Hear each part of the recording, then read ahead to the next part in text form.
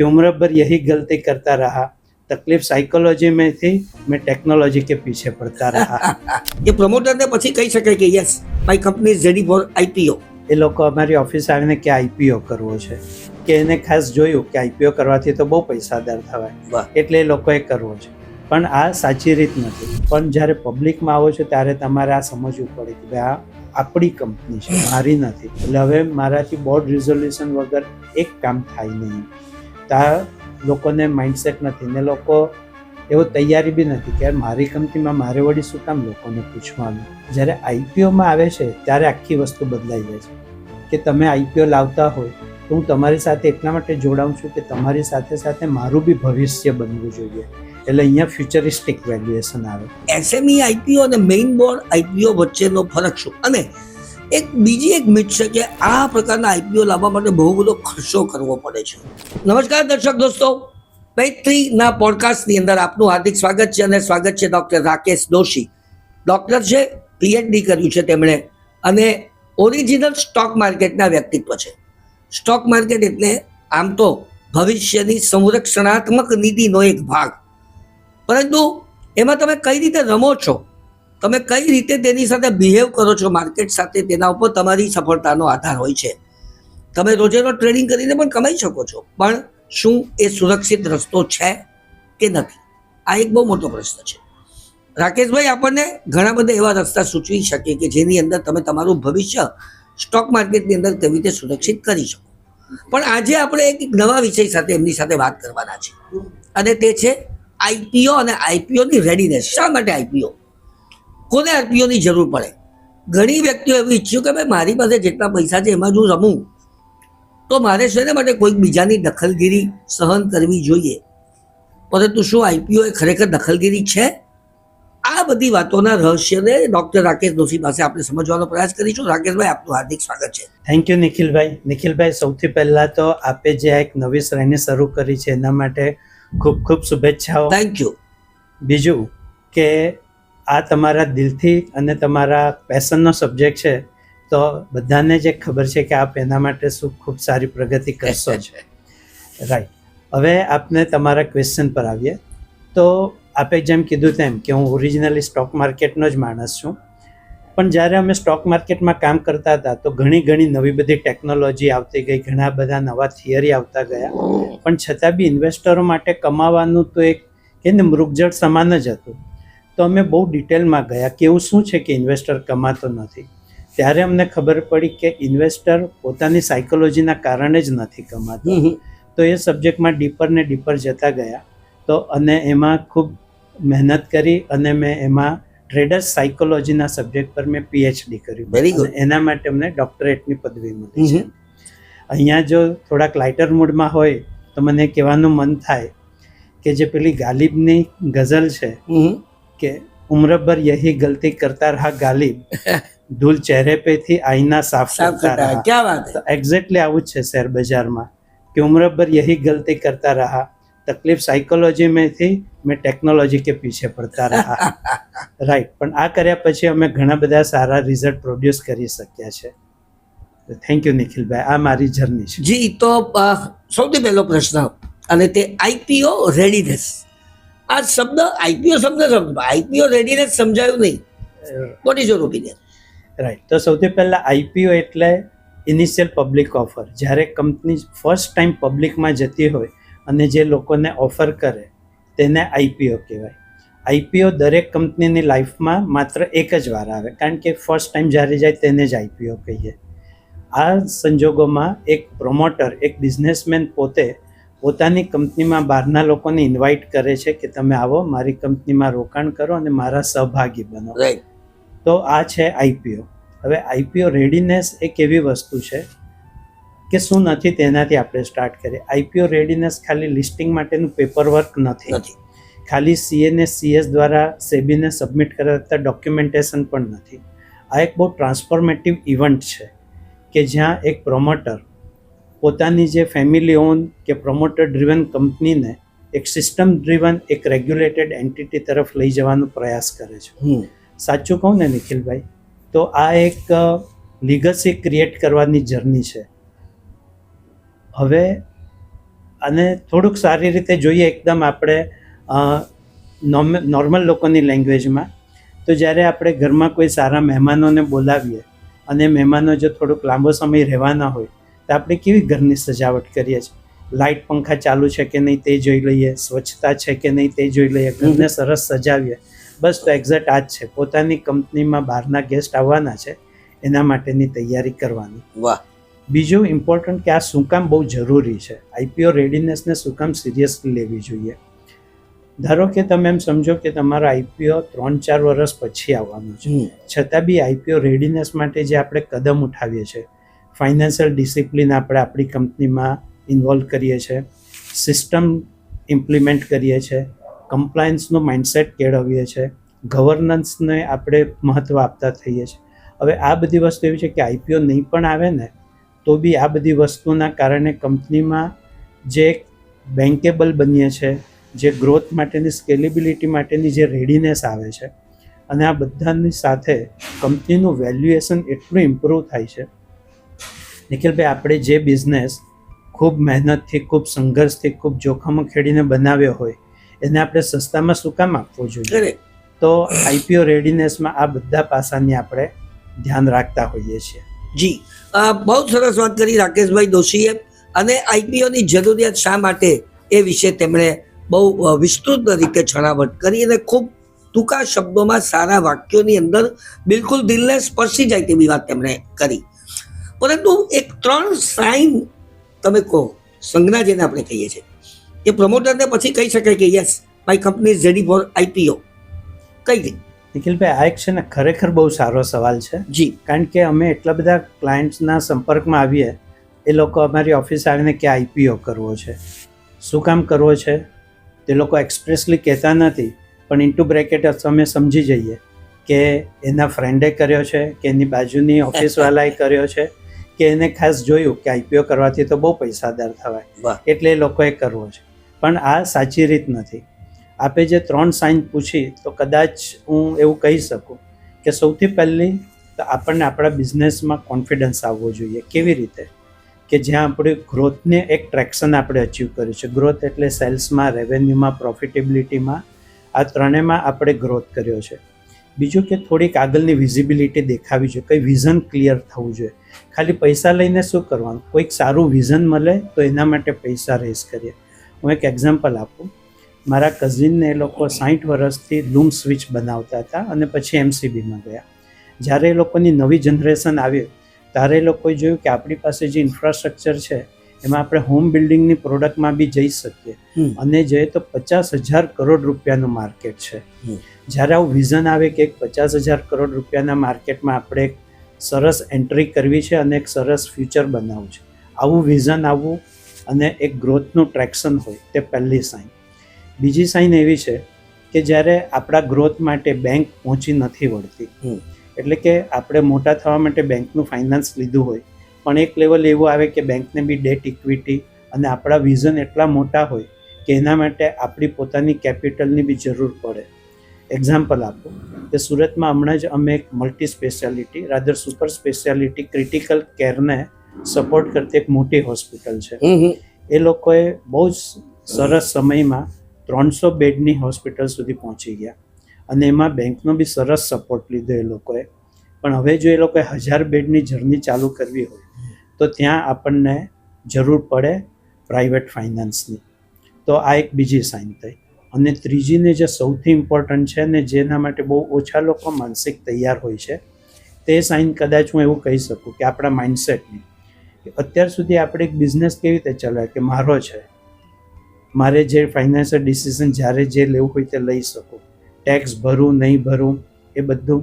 હવે જ્યારે આને છોડીને આપણે કમ્પ્લાયન્સ તરફ, ટેક્સેશન માટે આપણે ફૂલ્લી રેડીનેસ હોય, જેટલા બી ફાઇલિંગ જ્યારે કરવાના હોય એ લેબર લોના હોય કે કંપની લોના, બધા આપણે કમ્પ્લાય કરવા માગતા હોઈએ અને આપણા બિઝનેસને આપણા સિવાય બી ચાલી શકે, લોકોને ડેલિગેટ કરી શકીએ. એક સેલ્ફ ડ્રીવનથી બોર્ડ ડ્રીવન કોર્પોરેશન બનાવવાની માનસિક તૈયારી આવે. આ 3 વસ્તુ મને લાગે છે કે બહુ ઇમ્પોર્ટન્ટ સાઇન છે કે આ ટાઈમે આપણે આઈપીઓ માટે જવું જોઈએ. અદ્ભુત. ડૉક્ટર રાકેશ દોશી આપણને 3 સાઇનની જે વાત કરી એ બધાએ યાદ રાખવા જેવી છે. દેખાદેખીની અંદર નહીં, પરંતુ રિયલ સેન્સની અંદર તમારી જરૂરિયાતને ધ્યાનમાં રાખીને તમે આ દિશાની અંદર આગળ વધી શકો છો. મિત્રો, આપણા ગુજરાતીઓની અંદર એક મિથ્સ બહુ હોય છે, જેને આપણે એમ કહી શકીએ કે એક કારણ વગરનો ગભરાટ અથવા તો એની રેડીનેસ નથી હોતી. એ એવી વાત છે કે ભાઈ, મારે મારા ધંધાની અંદર કોઈ ત્રીજી વ્યક્તિને ભાગીદાર શું કામ બનાવો? મારા દાદા, મારા પરદાદા એવું કહેતા હતા કે જે અભાગ્ય હોય તે ભાગ્યો કરે. પણ એ જમાનાની અંદર વાત સારી હોઈ શકે. તે વખતે વિકાસની એક ચોક્કસ ગતિ હતી. એ વિકાસની ગતિ આજે કેટલા ટાઈમ્સ વધી ગઈ છે તે આપણને સૌને ખબર છે. આપણો દેશ પહેલા વૈશ્વિકરણમાં નહોતો માનતો, પરંતુ જે દિવસથી આપણે વિશ્વના દ્વાર ખોલ્યા ત્યાર પછી આપણે આપણા દેશની પ્રગતિ જોઈ શકીએ છીએ. તેવી જ આ કંઈક વાત આની અંદર છે કે તમે તમારી જાતને ભાગ્ય બનાવો ને એનો અર્થ એવો નથી કે જે તે વ્યક્તિ આપણે ત્યાં આપણી કંપનીની અંદર રોકાણ કરે છે એટલે રોજે રોજ આપણી સાથે આવીને બેસીને માથાજી કરવાની છે. આવું મને સમજ પડે છે. ડૉક્ટર રાકેશ દોશી આ વાતને કઈ રીતે મૂલવીએ છે તે સમજવાની કોશિશ કરી. નિખિલભાઈ, અગેન આ પણ એટલો જ ઇમ્પોર્ટન્ટ પ્રશ્ન છે. બધાને મિથ્સ હોય છે એટલે ક્યાં તો ગેરમાન્યતા હોય છે, ક્યાં તો નવી વસ્તુનો ડર હોય છે. સૌથી પહેલાં તો અમે જેટલા લોકોને મળ્યા ને એમાંના બહુ બધા લોકોના જ કે સાહેબ હું તો બહુ નાનો છું, શું હું આઈપીઓ કરી શકું? સાહેબ, અમે જ્યારે ઇન્વેસ્ટમેન્ટના ધંધામાં હતા ને ત્યારે અમે કહેતા કે you don't need to be rich to invest, you need to invest to become rich. Similarly IPO માટે પણ અમે એવું જ કહીએ છીએ. હવે મોટી કંપની છો ત્યારે આઈપીઓ કરવાના, આઈપીઓ કરશો તો મોટા થશો. એટલે પહેલાં એવું હતું કે ખાલી એક મોટું જ એક્સચેન્જ હતું, બીએસસી ને એનએસસી. હવે એસએમઈ એક્સચેન્જ પણ આવી ગયા છે કે જે એન્કરેજ કરે છે નાના નાના ઇન્વેસ્ટરોને બી કે ભલે તમારું 10 કરોડનું સેલ્સ છે ને તમારો 1 કરોડનો પ્રોફિટ છે તો પણ તમે આઈપીઓ માટે વિચારી શકો. તો એક પહેલી માન્યતા દૂર કરવાની જરૂર છે કે હું નાનો છું. તમારું વિઝન મોટું હોય ને તો તમારી સાઇઝ કઈ બી હોય તે બહુ મેટર નથી જ કરતું. અને હવે તો ખાલી સ્ટાર્ટઅપના અલગ કઈ એક્સચેન્જ બની ગયા છે એટલે તમે સ્ટાર્ટઅપ હો તો બી લિસ્ટિંગ કરાવી શકો છો. બીજી જે બધાને જે ડર હોય છે, આ પહેલી ગેરમાન્યતાથી. હવે આ ડરની વાત કરીએ.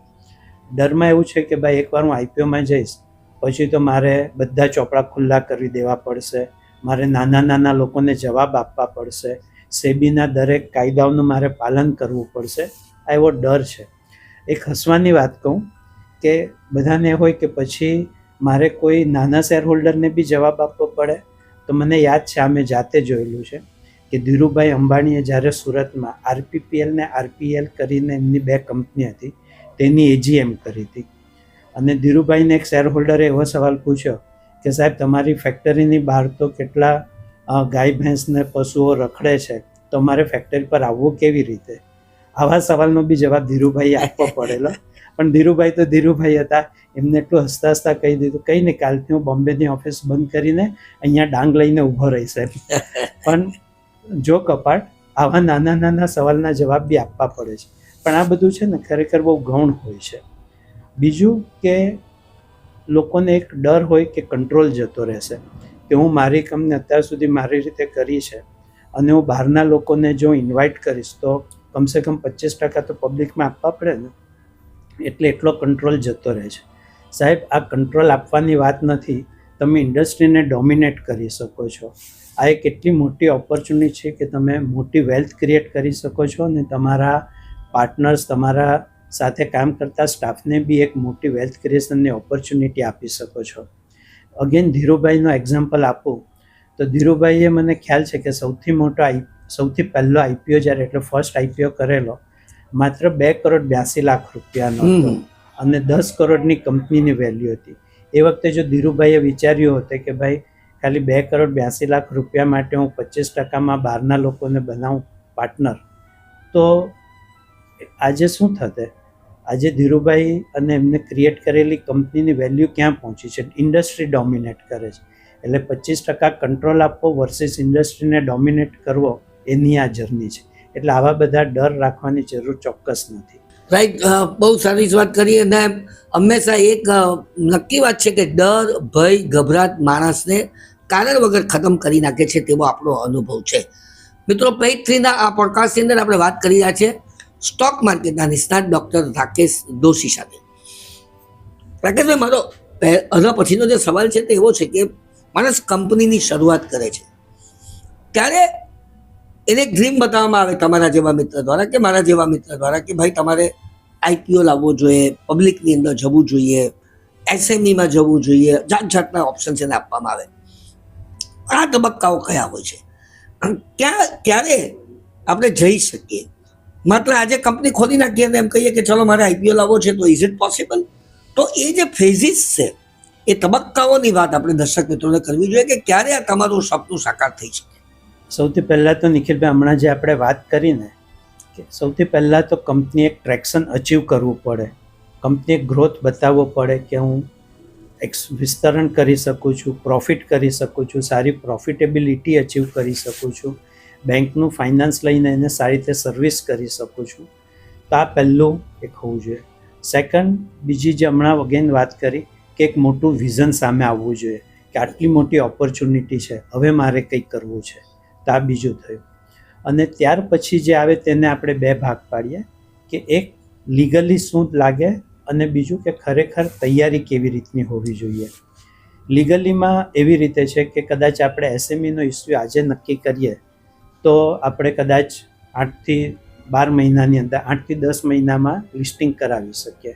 મેઇન બોર્ડમાં થોડુંક વધારે લાગે કારણ કે એમાં કમ્પ્લાયન્સ થોડાક વધારે હોય, ઘણું બધું ઇન્ડેસ પ્રમાણે આપણા અકાઉન્ટિંગને રિસ્ટેટ કરવા પડે ને એવા બધા નાના મોટા આપણા કમ્પ્લાયન્સ વધારે હોય, એટલે એમાં 9 થી 12 મહિના પકડી લેવા. પણ આ તો થઈ કાયદાકીય જરૂરિયાતની વાત.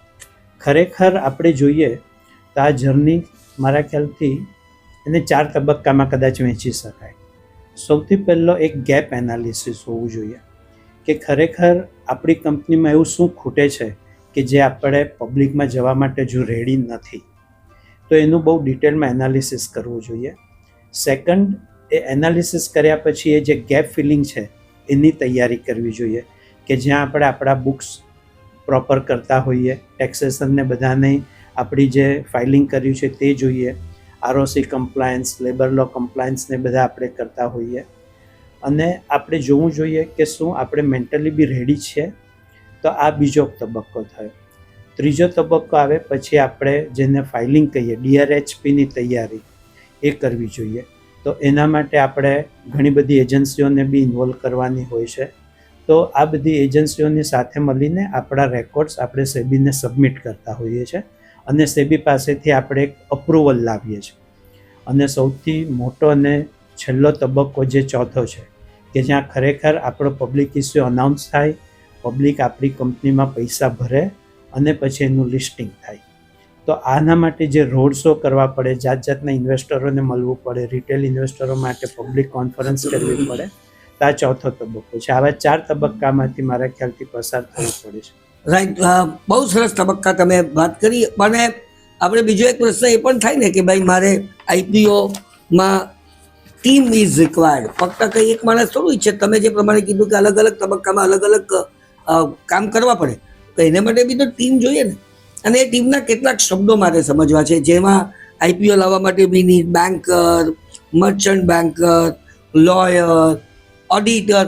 આ શબ્દો સાંભળતાની સાથે તે ગભરાટ થઈ જાય કે અરે બાપરે બાપ, આટલી બધી મોટી ટીમ રિક્વાયરમેન્ટ છે. પણ હું ટ્રેનર છું એટલે હું લોકોને હંમેશા સમજાવતો હતો કે સમૂહમાં કામ કરવાની કલા એન્ડ ટીમ ઇઝ રિક્વાયર્ડ. ફક્ત એક માણસ ઈચ્છે એટલે થઈ નથી જતું. એ તો એન્ટરપ્રેન્યોરનું કામ છે, સપનું જોવું, પણ સપનાને સાકાર કરવા માટે લીડર જોઈએ. લીડરને જે નક્કી કરેલા લક્ષ્યાંક હોય તેને પહોંચી વળવા માટે મેનેજરોની જરૂર પડે. તો what kind of people required? ભાઈ, આ બી અગેન તમે બહુ સારો પોઈન્ટ એ કર્યો. તમે કીધું તેમ કે એક એન્ટરપ્રેન્યોર કે એક બિઝનેસમેન તો સપનું જોઈ શકે, પણ એક સક્સેસફુલ આઈપીઓ માટે ખરેખર ટીમની જરૂર હોય છે. એમાં સૌથી પહેલાં તો જે કંપનીના એક્ઝિસ્ટિંગ સ્ટાફ હોય એનો સપોર્ટ તો બહુ જ લાગે. કારણ કે આઈપીઓમાં આ જે 12 મહિનામાં જે તૈયારીઓ કરવાની હોય છે, એટલા બધા ફાઇલિંગ, એટલા બધા રેકોર્ડ્સ, એટલા પાછલા વર્ષોના નાની વિગતો આપવાની હોય છે. એટલે એક્ઝિસ્ટિંગ ટીમને તો પહેલાં લાગે કે આ ક્યાં મગજમારી આવી. તો એ લોકોને મોટિવેટેડ રાખવાના અને એ લોકોને થોડી સ્કિલ પણ ડેવલપ કરાવવાની આ પહેલી રિક્વાયરમેન્ટ. પછી જે બહારની બધી એજન્સી આવે છે એમાં એક એક્ઝેક્ટલી બહારના નહીં કહી શકાય ને એક્ઝેક્ટલી ઇન્ટરનલ પણ ના કહી શકાય એવા આવે કંપનીના ઓડિટર, કે જે લોકોએ અત્યાર સુધી કંપનીના બુક્સ ઓફ અકાઉન્ટ ઓડિટ કર્યા હોય. તો એ લોકો પાસેથી બી બહુ બધી જાતના સર્ટિફિકેટ્સ ને બધું જોઈતું હોય છે. આપણા બેન્કરો પાસેથી આપણે નો ઓબ્જેક્શન સર્ટિફિકેટનું બધું જોઈતું હોય છે. એટલે આ બધાની સાથેનું કોઓર્ડિનેશન. અને પછી જે આવે કે સેબીએ જે આપણને અપ્રુવલ આપે છે, તો સેબી આપણી પાસેથી ડાયરેક્ટ રેકોર્ડ્સ નથી લેતી. સેબીએ એક એન્ટિટી ડિસાઇડ કરી છે જેને આપણે મર્ચન્ટ બેન્કર કહીએ છીએ. સેબી અને કંપની વચ્ચે આ મર્ચન્ટ બેન્કર એક મધ્યસ્થીનું કામ કરે, અને મર્ચન્ટ બેન્કર કંપની પાસેથી અને કંપનીના ઓડિટર પાસેથી બધા રિપોર્ટ લઈને સેબીને સબમિટ કરે. અને આ મર્ચન્ટ બેન્કર જ છે જે બીજી બધી એજન્સી જેમ કે લોયર છે, કંપનીના બેન્કર છે, કંપનીના આરટીએ છે કે જે લોકો શેર ફાળવવાનું કામ કરે, આ બધું મર્ચન્ટ બેન્કર અપોઇન્ટ કરે અને આ બધા સાથે કોઓર્ડિનેટ કરે. એટલે મર્ચન્ટ બેન્કર અંડર રાઇટ બી કરે, આપણા ઇસ્યુ સક્સેસ જશે કે નહીં જશે તે પણ આ જ મર્ચન્ટ બેન્કર પર ડિપેન્ડ છે, કારણ કે સારા ઇન્વેસ્ટરો આવશે કે નહીં આવે તે બધી આ મર્ચન્ટ બેન્કરના કારણે જ નક્કી થતું હોય છે. મર્ચન્ટ બેન્કર જે એક બહુ મોટી એન્ટિટી ઇન્વોલ્વ કરે છે તે લોયર છે. લોયર એવું કામ કરે કે આપણા બેન્કરો કે આપણા સ્ટાફ તરફથી જે બી રિપોર્ટ સબમિટ થતા હોય તે બધા રિપોર્ટ ખરેખર સાચા છે, જે સિસ્ટમમાં જોઈએ તે સિસ્ટમ પ્રમાણે છે, જે ટાઈમે જોઈએ, જે સ્ટ્રક્ચરમાં જોઈએ તે બધું લોયર એ કરે. અને લોયર એક ડ્યુ ડિલિજન્સ કરે કે આપણે એક પ્રોમોટર તરીકે એવા કંઈ ખોટા કામ નથી કર્યા અને આપણી કંપની એવા કોઈ ફાઇલિંગ બાકી નથી રાખ્યા, અને બધું એક ડિટેક્ટિવ તરીકેનું કામ કરે જેને ડ્યુ ડિલિજન્સ કહેવાય.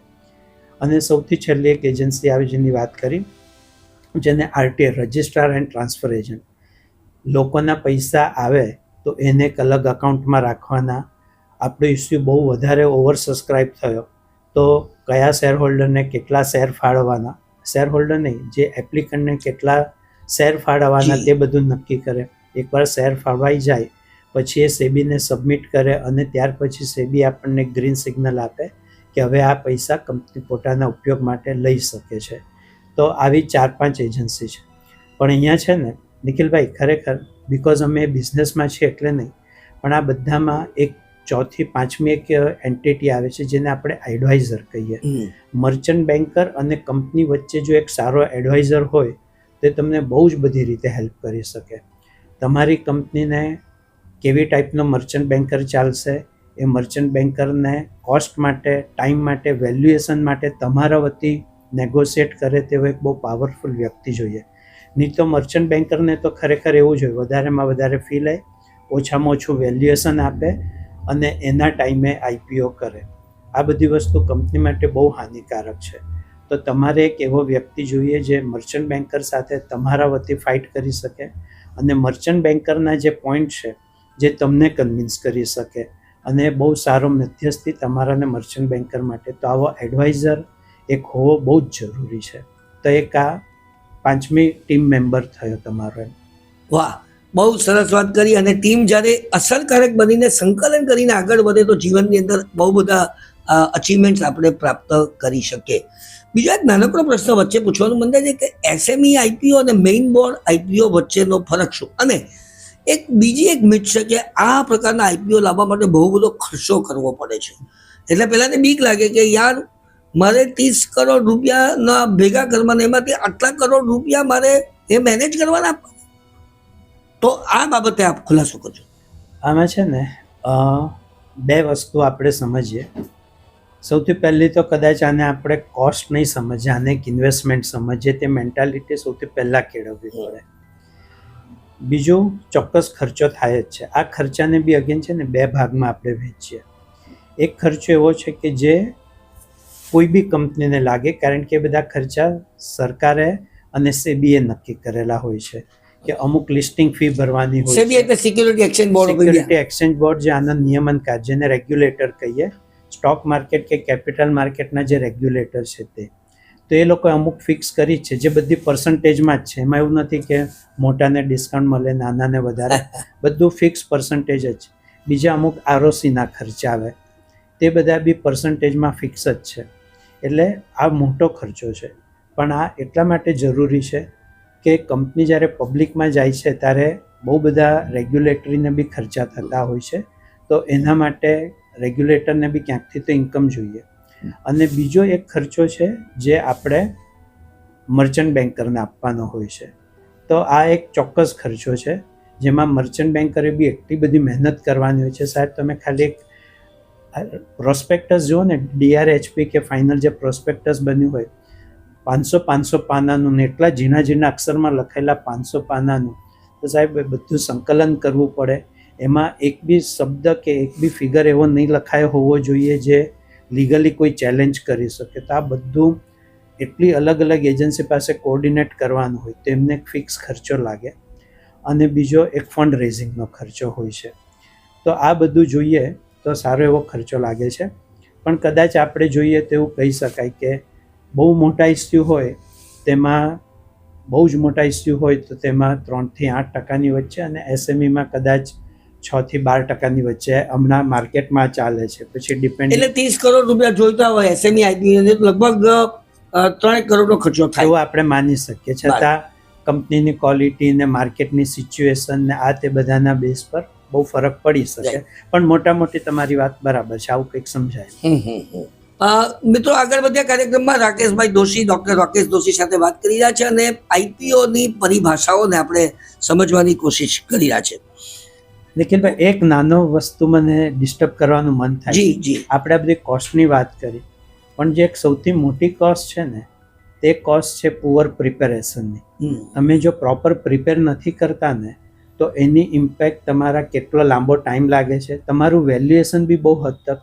તમે વિચારો કે જો તમે પ્રોપર ઇન્વેસ્ટમેન્ટને સમજો, પ્રોપર પ્રિપેરેશન કરી હોય તો તમારો PE કદાચ જે તમને 10 કે 12 મળવાનો હતો ને તે 15 ને 18નો PE પણ મળી શકે. એટલે કે તમને જે પૈસા મળવાના છે, તમે 30 કરોડ વાત કરો 12ના PE પર, અને જો 15નો PE મળતો હોય ને તો 40 કરોડ રૂપિયા, 10 કરોડ રૂપિયા તમારું વેલ્યુએશન એડિશનલ વધી શકે. તો આ ખાલી નાની નાની ગેરસમજ કે નાની નાની ઇગ્નોરન્સના કારણે પ્રિપેર નહીં કરવાની કોસ્ટ સૌથી મોટી કોસ્ટ. એટલે જ મારો નેક્સ્ટ પ્રશ્ન છે તે પણ આને જ રિલેટેડ છે કે તમારે જવું છે IPO તરફ તો તમારે તૈયારી કરવી પડે. એ તૈયારીની અંદર શું હોય તો કે ભાઈ મારે મારો ફાઇનાન્શિયલ ટ્રેક રેકોર્ડ એવો હોવો જોઈએ કે જેથી SEBI એને એપ્રુવ તરત કરી દે. મારી પ્રોફિટેબિલિટી, મારી નેટવર્થ, આ બધું SEBIને એટ્રેક્ટ કરતી હોય છે કે ભાઈ આ માણસે IPO ફાઇલ કર્યો છે તો એને ઝડપથી ક્લિયર કરો. What is the requirement? Right. આમાં અગેન છે ને, SEBIએ બહુ સ્ટ્રિક્ટલી, કારણ કે SEBIને બી એક ખબર છે કે આમાં પબ્લિકના પૈસા ઇન્વોલ્વ છે. તો હવે જ્યારે પબ્લિકના પૈસા ઇન્વોલ્વ હોય ત્યારે SEBIની એ જવાબદારી બને છે કે આ પૈસા ખોટી જગ્યાએ નહીં જવા જોઈએ. તો SEBI એટલી સ્ટ્રિંજન્ટ રિક્વાયરમેન્ટ મૂકી છે કે તમારી કંપની કમસે કમ 5 વર્ષથી એક્ઝિસ્ટન્સમાં હોય, પાછલા 5 વર્ષમાંથી 3 વર્ષ તમારો પ્રોફિટેબલ હોવા જોઈએ, તમારું નેટવર્ક પોઝિટિવ હોવું જોઈએ, તમારું કમ્પ્લાયન્સના જે સ્ટાન્ડર્ડ છે તે બી તમે એક લેવલના મેન્ટેન કર્યા હોવા જોઈએ. હવે આગળ વધીએ પહેલાં છે ને, બહુ બધા લોકો મને પૂછે છે કે તમે 5માંથી 3 વર્ષ પ્રોફિટ કરો અને મેઇન બોર્ડ પર જવા માટે કમસે કમ 15 કરોડનો વર્ષનો, એટલે 3 વર્ષમાં 45 કરોડનો પ્રોફિટ થવો જોઈએ. હવે જો આ સાચું હોય તો પછી ઝોમેટો ને એવી બધી મોટી કંપની તો જંગી નુકસાન કરતી હતી ત્યારે પબ્લિકમાં આવી, તો એ લોકો કેમ આવી શક્યા? તો એમાં બી SEBIએ રિક્વાયરમેન્ટ એવી આપી છે કે ભલે તમે નુકસાન કરતા હોય તો આવી શકો, પણ આ કેસમાં તમારી કંપનીના 75% ઇસ્યુ મોટા મોટા ઇન્સ્ટિટ્યુશને ભરેલો હોવો જોઈએ. મતલબ SEBIને ખબર છે કે મોટા ઇન્સ્ટિટ્યુશનમાં એ કેપેસિટી છે સમજવાની કે ભલે અત્યારે લોસ મેકિંગ છે પણ તમે ફ્યુચરમાં પ્રોફિટ કરી શકો, જેમ ઝોમેટોમાં થઈ ગયું. ઝોમેટો આવે ત્યારે જંગી નુકસાન હતું, છતાં બી આ કંપનીને આ બધી ઇન્સ્ટિટ્યુશને એક વિઝન જોયું અને અત્યારે ઝોમેટો પ્રોફિટેબલ બી છે. પણ આવામાં નાના ઇન્વેસ્ટરોના પૈસા નાખે તો કદાચ આવી કંપનીઓ પ્રોફિટેબલ નહીં થઈ શકે. તો SEBIએ આ બહુ જ સારું એ કર્યું છે. બીજું, SEBIએ છે ને નાના બિઝનેસમેન માટે બહુ જ રિલેક્સેશન આપ્યું છે, અને એના માટે SME small and mid exchange માટેનું એક અલગ પ્રોવિઝન કરી છે. તેમાં બહુ બધા રિલેક્સેશન હોય છે. જેમ કે મેઇન બોર્ડમાં 15 કરોડનો જે પ્રોફિટની વાત છે, અહીંયાના SMEમાં પ્રોફિટ હોવો જોઈએ. 1 રૂપિયાનો પ્રોફિટ હોય તો બી પ્રોફિટ ગણે છે. ઓફકોર્સ એક વાત કરી લો કે જ્યારે મેઇન બોર્ડ ઇસ્યુ આવે ને તે બધું SEBI રેગ્યુલેટ કરે. જ્યારે SME આવે તો ત્યાં 2 એક્સચેન્જ છે, એક નેશનલ સ્ટોક એક્સચેન્જનું છે અને એક બોમ્બે સ્ટોક એક્સચેન્જનું છે. બંને એક્સચેન્જની થોડી થોડી રિક્વાયરમેન્ટ અલગ છે. નેશનલ સ્ટોક એક્સચેન્જને અત્યારે એવું છે કે તમારો કેશ પ્રોફિટ જોઈએ. ઘણીવાર એવું થાય કે પેપર પર તમારો 2 કરોડનો પ્રોફિટ દેખાય પણ ઓપરેટિંગ કેશ ફ્લો નહીં હોય તમારો, કારણ કે તમારો 2 કરોડનો પ્રોફિટ વધ્યો પણ એની સામે તમારા 1.5 કરોડ રિસીવેબલમાં જતા રહ્યા, 3 કરોડ ઇન્વેન્ટરીમાં વધી ગયા, તો અહીંયા તમારો ઓપરેટિંગ કેશ ફ્લો પોઝિટિવ નથી. તો ઓપરેટિંગ પ્રોફિટની NSE સ્પેશિયલ રિક્વાયરમેન્ટ મૂકી છે, પણ તો બી ઘણું એક્સચેન્જે રિલેક્સેશન આપ્યું છે. તો આવી અમુક લીગલ રિક્વાયરમેન્ટ છે. રાઈટ. અચ્છા, ને સોરી, એક બીજું એટલું ઇમ્પોર્ટન્ટ, લોકોને કન્ફ્યુઝન છે કે જે 3 વર્ષની વાત કરી SMEમાં, તો મારી તો અત્યારે LLP છે કે મારી તો અત્યારે પાર્ટનરશિપ છે, તો શું મારી પ્રાઇવેટ લિમિટેડ કે લિમિટેડ કંપની કરીશ પછી 3 વર્ષ? તો એવું નથી. એને 3 વર્ષનો ટ્રેક રેકોર્ડ જોઈએ છે. એટલે તમારી પાર્ટનરશિપ કે LLP હોય તો એને બી તમે 3 વર્ષથી વધારે એક્ઝિસ્ટન્સમાં છે તો તમે એને પછી ગમે ત્યારે પ્રાઇવેટ લિમિટેડ કે પબ્લિક લિમિટેડ કરો તો ચાલી જાય એમ. રાઈટ રાકેશભાઈ, તમને અપ્રોચ કરતા પહેલા મોટાભાગની 5 મિસ્ટેકો જે કંપની કરવા માંગતી તે કઈ કઈ કરતી હોય છે? હવે છે ને, આ પબ્લિકમાં બોલવું પણ જરૂરી છે, પણ છતાં બી આપણે બોલીએ કે સૌથી પહેલું છે ને, બધાને એવું છે કે ટેક્સ ભરવો એક બહુ મોટો ખર્ચો છે. એટલે બુક્સમાં કેવી રીતે આપણે ઓછામાં ઓછો પ્રોફિટ બતાવો, ઓછામાં ટેક્સ મેક્સિમમ કેવી રીતે બચાવવો, તે જ આ હોય છે. આ ટેક્સને જો ખર્ચા તરીકે ગણશો તો તમારી વાત કદાચ સાચી હોઈ શકે, એથિકલ નથી પણ સાચી. પણ જો આ ટેક્સને તમે ઇન્વેસ્ટમેન્ટ ગણો તો આના જેટલું રિટર્ન કોઈ ખર્ચાએ આપ્યું નથી એમ. એટલે સૌથી પહેલું તો ટેક્સ નહીં ભરવા. બીજું કે કમ્પ્લાયન્સ માઇન્ડસેટ નથી હોતું. આ બી એક બહુ મોટું. ચાલશે, હવે જુગાડ કરી લો ને, બહુ બધી વસ્તુના ફાઇલિંગ ટાઈમ પર નહીં કરવાને આ બધું, તો આ વસ્તુ એક ખોટી છે. ત્રીજું, જે માનીએ કે મારું એટલે ઓનર મેન્ટાલિટી જે છે અને એનું તૈયારી આપણે કરવી પડે. એવું છે કે મારો બિઝનેસ, હવે આજે મને કંઈક વસ્તુ માટે 5 લાખ રૂપિયાની જરૂર પડી તો મારે કોને પૂછવાનું? મારો ધંધો છે. કદાચ પાર્ટનર હોય તો 2 પાર્ટનર સમજી લે, પણ જ્યારે પબ્લિકમાં આવો છો ત્યારે તમારે આ સમજવું પડે કે ભાઈ આ આપણી કંપની છે, મારી નથી. એટલે હવે મારાથી બોર્ડ રિઝોલ્યુશન વગર એક કામ થાય નહીં એમ. તો આ લોકોને માઇન્ડસેટ નથી ને લોકો એવો તૈયારી બી નથી કે મારી કંપનીમાં મારે વળી શું કામ લોકોને પૂછવાનું. બીજું જે એક સૌથી ઇમ્પોર્ટન્ટ વસ્તુ છે કે બહુ લેટ તૈયારી કરે. લોકો કહે કે IPO કરવો છે તો સાહેબ કાલે થઈ જાય, એટલે એટલું લેટલી લે છે, બહુ લેટ તૈયારી કરતા હોય છે. એટલે ખરેખર તમારે જો 3 વર્ષ પછી તૈયારી કરતા આઈડિયલી આજથી શરૂઆત કરવી જોઈએ. અને જેટલી સરસ તૈયારી કરશો એટલું વેલ્યુએશન ને એટલો લોકો માટે એટ્રેક્ટિવ બનવો જોઈએ. તમે જે પેલી વાત કરી ત્યારે એક પોઈન્ટ રહી ગયો કે જ્યારે આપણે એલિજિબિલિટીની વાત કરીને ત્યારે આ બધી એલિજિબિલિટી કેવી છે કે કમ્પ્લાયન્સ કરવાનું, તમારા આટલું ટર્ન ઓવર હોવું જોઈએ, આટલું નેટવર્ક હોવું જોઈએ, તે બધી વસ્તુ તો સેબીની રિક્વાયરમેન્ટ છે. પણ સેબી તો તમને અપ્રુવલ આપશે, પૈસા તો ઇન્વેસ્ટર જ ભરવાના છે. એટલે ઇન્વેસ્ટર માટે તમારે એટ્રેક્ટિવ બનવું પડે અને એના માટે જે તમારે રિયલી ડેમોન્સ્ટ્રેટ કરવું પડે કે મારો બિઝનેસ ખરેખર સારો છે. ગ્રોથ એવન્યુઝમાં અમે છે ને BIPO રેડી કરીને એક ફ્રેમવર્ક બનાવ્યું છે.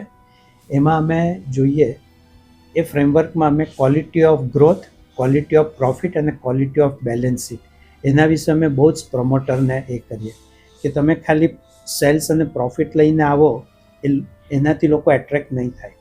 તમારો ગ્રોથ સસ્ટેનેબલ છે, તમારો પ્રોફિટ બીજા બધા અન્ય જે પ્લેયર લિસ્ટેડ છે એની કમ્પેરિઝનમાં કેવો છે, તમારી બેલેન્સ શીટની ક્વોલિટી કેવી છે, આ બધા વિશે એક ખરેખર અલગ કામ આપણાથી થઈ શકે. પણ જ્યારે આ બધી વસ્તુ હોય અને એની તૈયારી આપણે સરસ એડવાન્સમાં કરવી પડે તો બહુ લેટ તૈયારી કરે છે, તે એક બહુ મોટી મિસ્ટેક છે. રાઈટ. દર્શક મિત્રો, ડૉક્ટર રાકેશ જોશી સાથે આપણે IPO રિલેટેડ કેટલી બધી સુંદર માહિતીઓ સમજી રહ્યા છે. વેલ્યુએશન એ કઈ રીતે ગણી શકાય? સામાન્ય વેલ્યુએશન એક વાત છે ને IPO માટેનું એ આખી અલગ વાત છે. તો આ દ્રષ્ટિકોણ તમારે સ્પષ્ટ કરવાની જરૂર હોય છે કે IPO માટેના વેલ્યુએશનની પ્રક્રિયા અથવા તો એનો બેઝ શું હોય છે? અગેન નિખિલભાઈ, આ એટલો મોટો ઇમ્પોર્ટન્ટ પ્રશ્ન છે કે મેજોરિટી ક્લાયન્ટને આ જ વસ્તુ પર અટકે છે. કારણ કે મને તો મારું છોકરું સૌથી જ સારું લાગે, એટલે હું સમજુ કે મારી કંપનીનું વેલ્યુએશન તો સૌથી સારું હોવું જોઈએ. પણ વેલ્યુએશનને છે ને કેવી રીતે સમજીએ વેલ્યુએશન કોણ કરે છે? એક બેન્કર જ્યારે વેલ્યુએશન કરે ને તો એ તમારી કરંટ સિસ્ટમ પર કરે, તમારો ટ્રેક રેકોર્ડ કેવો છે, તમે હિસ્ટોરિકલ વેલ્યુએશન આપે કે તમે પાછલા વર્ષોમાં શું કર્યું અને અત્યારે હું તમને પૈસા દીધું તો તમારી પાસે એટલી એસેટ છે કે જેનાથી હું મારા પૈસા પાછા લઈ શકું.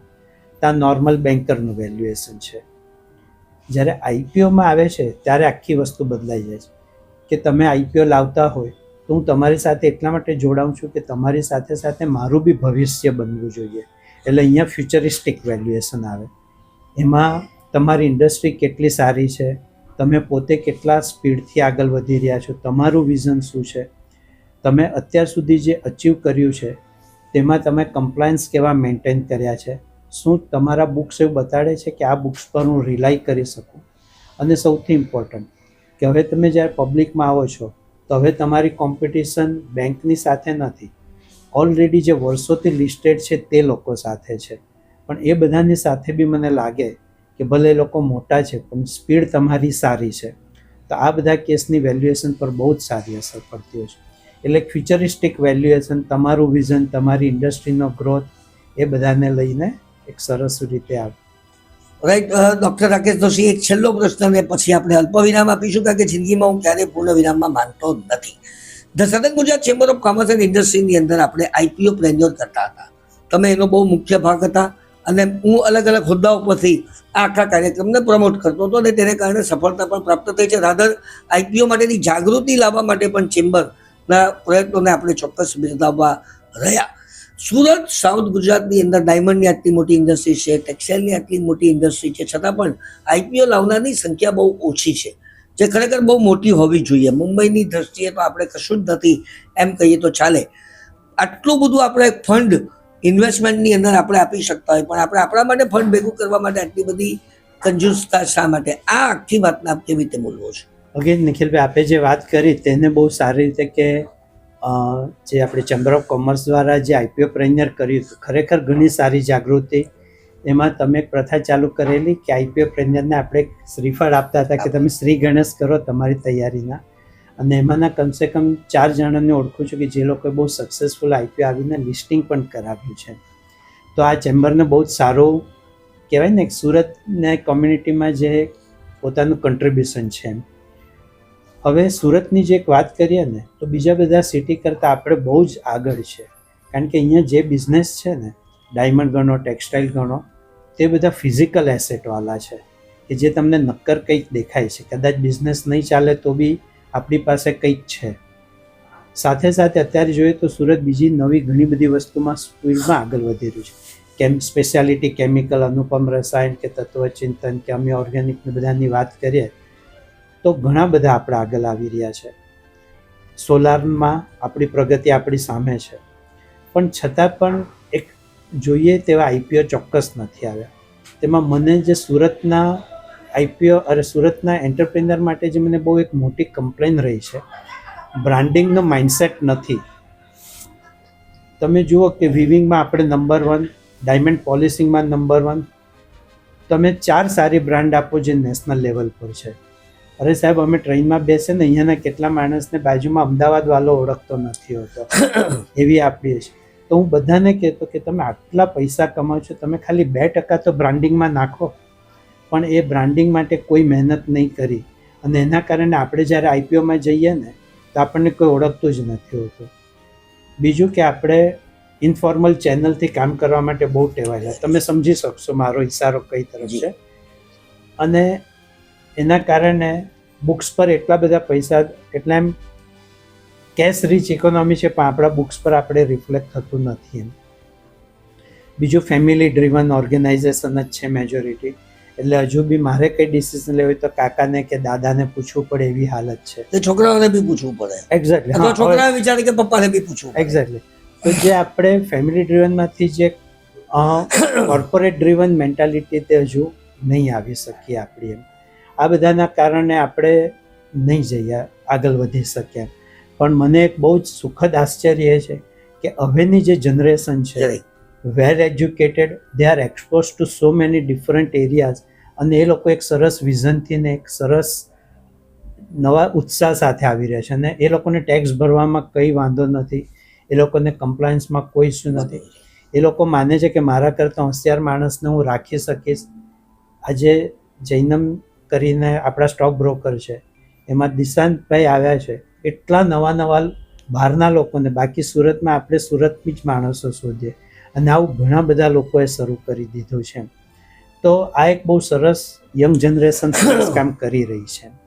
Right, thank you very much doctor Rakesh Doshi, આપનો ખૂબ ખૂબ આભાર. આઈપીઓ વિશેની આટલી બધી જાગૃતિ મેં હંમેશા માણવાનો પ્રયત્ન કર્યો હતો, જાણવાનો પ્રયત્ન કર્યો હતો, પરંતુ તમારા વક્તવ્ય પછી, તમારા વિચારો પરથી મને પણ આ બધી વાતો બહુ સ્પષ્ટ થાય છે. કદાચ આજથી હું એ પણ બહુ વિચારી શકું કે મારે મારી કંપનીને કઈ રીતે આ દિશાની અંદર આગળ વધારવી જોઈએ. આવું સરસ માર્ગદર્શન આપવા માટે રાકેશભાઈ તમારો દિલથી ખૂબ ખૂબ આભાર.